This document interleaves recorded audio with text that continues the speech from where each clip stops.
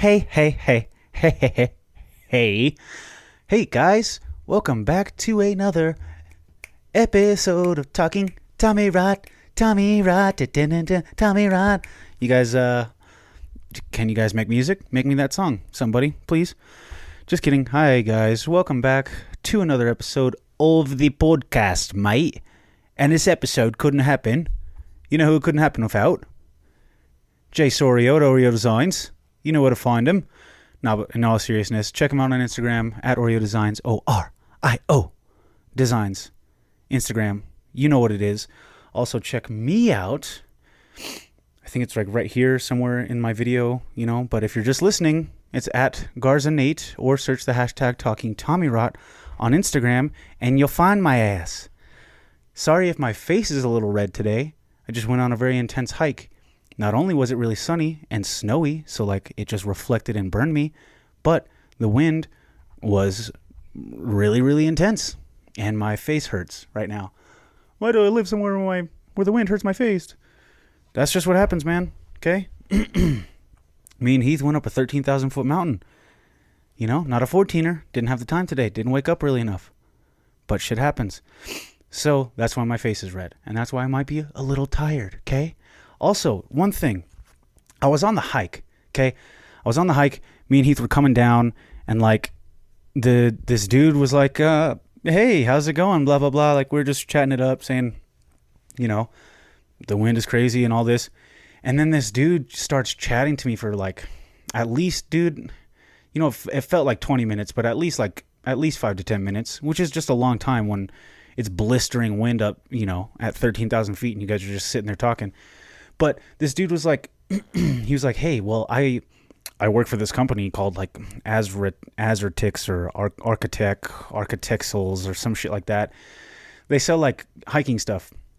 And this dude was trying to sell me like a $300 windbreaker while we were on top of a mountain. He was like, yeah, I work here. Fucking, we have a storefront in Denver, blah, blah, blah. It's not just because I work there. I really like the product. Like, dude, did you legitimately take the opportunity to sell me something while we were on a hike? First of all, good for you. Good salesman. I'm sure you make great numbers. But second of all, fuck off, brother. I'm trying to get down this mountain. You and $300 for a windbreaker? Come on. I mean, it's probably a really good windbreaker, but I don't know. I just spent $200 on a fucking Spider-Man costume, so teach their own, I guess. I just thought it was weird. I've never been sold something on a hike before. I've been on probably thousands of hikes. I've never been sold something on a hike. So, always a first for something. Am I right? Always a first time for everything? Whatever. But anyways, guys, the main reason I wanted to have this podcast today is I just kind of wanted to go a little bit more in depth about post-Endgame Marvel Cinematic Universe. Now, I know you guys are probably sick of hearing about Marvel stuff, but I really don't care because you're here for a reason, and I love Marvel too. So let's talk about it. Excuse me. Clear my throat. But the newest trailer and clips for Spider-Man Far From Home have dropped. They've dropped within the last week. And of course, Spider-Man Far From Home is taking place directly after Endgame. Let me say this again. If you're watching, listening, if you haven't seen Endgame, which is just, it's very rare at this point. I'm pretty sure everybody's seen it. Stop listening, okay? We're going to get deep into it. But, so, that's the official spoiler warning. This Spider-Man Far From Home trailer that we got last week confirmed one major theory and major idea for the Marvel Cinematic Universe that they're taking from the comics. And that is the multiverse, okay? It was confirmed in this new Spider-Man trailer and clip, mostly from the clip is the main thing I'm pulling from. But it is confirmed that Mysterio, in fact, is from a different Earth. He even refers to Peter Parker's Earth as Earth 616, which, of course, if you read the comics or if you're familiar with Marvel at all, Earth 616 is the actual continuity or the Earth that the main Marvel comics and stories take place. The main timeline, if you will, is Earth 616. So they're taking that directly from the comic books. Excuse me. God damn it. it's just the allergies. I have horrific allergies, and I smoke a bunch of weed, so there's always something in my throat. And they're taking this directly from the comic books. Now, I could have sworn that in the comic books, the MCU was even had its own designation as a number. It was like Earth, like 1064, 5, something. I don't know. It was a really big number because there's pretty much infinite Earths and infinite universes and infinite possibilities within the multiverse. So basically what this is confirming, if the trailer is not doing any type of, treachery or trying to deceive us at all, the multiverse is going to happen, and there's going to be multiple realities where these stories and our heroes, where these stories will take place and where our heroes may journey. And I just thought that was a very, very, very interesting, way to go. A really bold move, but kind of makes sense after. It definitely makes sense after, after the conclusion of Endgame. Obviously, like such a big, this whole Infinity Saga, from starting with Iron Man, kind of led up to this conclusion, to the Infinity Stones. Those were the kind of the glue that held this first saga together. Was the collection of the Infinity Stones, stopping Thanos, getting these, and learning about the Infinity Stones. So I think only, maybe not the only logical place to go, but something that might be able to top that or live up to that or be as captivating as that or intriguing, and immersive as the Infinity Saga storyline.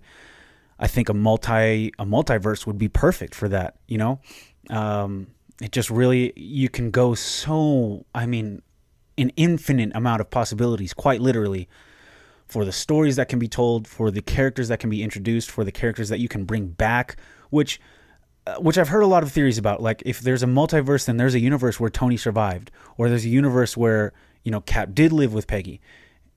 And I think, like, we can just go to I've heard the theory, we can just go to a different reality and get Cap, or we can just go to a different reality and get Tony. And I think, I really don't want Marvel to use that. I think that would just cheapen Endgame and cheapen the conclusion that we just witnessed. I just really think that they can't they can't go that route. They definitely can't go that route. I do think, though, going into different realities and diving into those completely different realities as different stories to follow, that would be great. Like, not bringing all the different realities into the main, Earth 616, and again, just bringing Iron Man from a different Earth and bringing him back. Like, no, let's not do that. Can we go to a different Earth and a different universe and watch a story unfold of maybe in this universe Tony didn't become Iron Man, or something like that. I think that would be very, very interesting to see. I do know with the Disney Plus platform coming out this later fall, I think it's December or something. It's dropping soon, and I'm very excited for it. And they have a lot of shows, Marvel-wise, that they're going to put on that platform. And I think that these shows, some of them can take place in some of those alternate realities in different Earths. And I think that would be a very smart way to use it. Obviously, it'd be massive, but I think that they need to be careful, because a multiverse can be very confusing. Definitely can be confusing. I've read the comics. I pay attention to quite a bit of science fiction and stuff like that, and it's hard for me to follow. So a person who is a casual fan of Marvel movies and Marvel properties, a multiverse can lose them fast, and it can make them lose interest if there's too many things to follow. So I think it needs to be executed correctly. So I'm really excited for it. I think that this definitely opens up a huge door for things to happen. They just need to do it correctly. And back to the Disney Plus shows, I've heard of Scarlet Witch, Wanda Maximoff, and Vision getting their own show. Now we know that Vision is obviously dead. We didn't get to see him at all in Endgame. Last time we saw him was in Infinity War, getting killed by Scarlet Witch and then being brought back to life and getting killed by Thanos. So he's really enjoying himself there. But he's not alive. He's not here. And they're confirmed to have a show on Disney Plus, filming soon. It'll probably drop within a year of the platform going live. With that being said, that could be a different reality that they follow. Apparently, the show is set in the 1950s. So I don't even know how that would even work.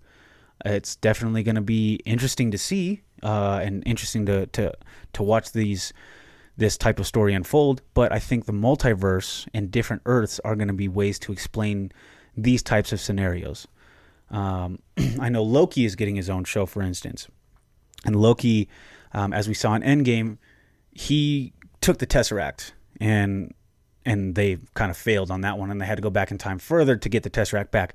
But in that instance where he stole the Tesseract back, that created a different branch reality in that reality, in that timeline. So from 2012 on, in this different reality, Loki has had the Tesseract. We don't know what he's been doing. Maybe the Disney Plus show will follow that, and maybe that will obviously be a different Earth that will follow, and maybe they all meet up. I don't know where this is going, but the one thing that is confirmed, and that is confirmed hard by Marvel, is that the multiverse is going to exist. Quentin Beck, Mysterio, is from a different Earth. He's from Earth 833. He specifically says that in the trailer, in the clip. And he even says that there's level 4 symmetry. And, I really get into nerdy shit. Level 4 symmetry apparently means that everything physically is the same. So people will look the same, pets will look the same, things of that nature. But they may act different, they may go on different paths, they do things completely different. But apparently level 4 symmetry within the Marvel Cinematic Universe means physical symmetry. So things, not places, but people look the same in each different reality. So it would be very, very, very interesting to see where this goes and where this brings Marvel. I see dust in the fucking. Every time I look at the camera, I see like a little flick of dust, and it my ADD wants to just grab it. But anyways, I just really feel like this is going to be a really, really fun dive for Marvel to make, and it's really gonna make or break them. We stayed with them this long. I know people have said that Endgame was just a fitting end to the Marvel Cinematic Universe. Don't make any more. They're not going to do that. It's the biggest, it's the biggest franchise of all time. They're not going to do that. So this is going to be a freaking awesome way to continue going. And as a comic book reader and a comic book fan, a multiverse is something that I've wanted in movies for so long. And with the success of Into the Spider-Verse, it won a fucking Oscar. I think people are willing to accept these more crazy storylines. Obviously, I mean, we just watched a purple guy collect stones that can change reality and just snapped his fingers and half of the people didn't exist. And it's one of the biggest movies of all time. Endgame was about time travel, going back to different times to collect the stones. And it's the biggest movie of all time. People are willing to accept crazy storylines. That took a lot of work. It took 11 years of storytelling to get to that point. So I think Marvel has a lot of work to do ahead of them, but I have the utmost confidence. I'm very excited, and I hope that we can see different versions of who we love, different versions of the stories that have already been told, or new stories to be told. Very excited. I have the utmost faith. I have the utmost faith in Kevin Feige and everybody at Marvel. I'm a fanboy, okay? Bar none, fanboy. You guys got me. You got me by the heart. So let's go. Let's take this ride. It's going to be a fun one, guys. Really, really excited to check out this multiverse. Really excited to see Spider-Man Far From Home. I already bought my ticket, and it is a true midnight showing, Monday night at midnight. Going, July 1st, not upcoming. July 1st is still goddamn a month and a half away. But yeah, very excited to see the movie. Just a little short podcast today. Just wanted to get back on the air, kind of get my juices flowing. It's been a little bit since I've dropped something. So Stay tuned, guys. Stay with me. I love you guys. I appreciate everybody for always listening, watching, whatever you're doing. Check me out on Instagram again, please, at GarzaNate, or search the hashtag Talking Tommyrot. And let me know if you're excited for the multiverse. Let me know how you feel. Do you think it's going to be a fun story to follow? If you're a casual fan, are you down with multiple realities? Are you with that? Let me know. I don't know how everybody feels. I hope everybody's on board, because these next fucking 15 movies from Marvel are pretty much already planned out, and we just gotta accept what they're gonna give us. Just open wide, baby. Thank you, guys. I will see you on another day, on another dollar. That doesn't make any sense whatsoever. I love you. Bye.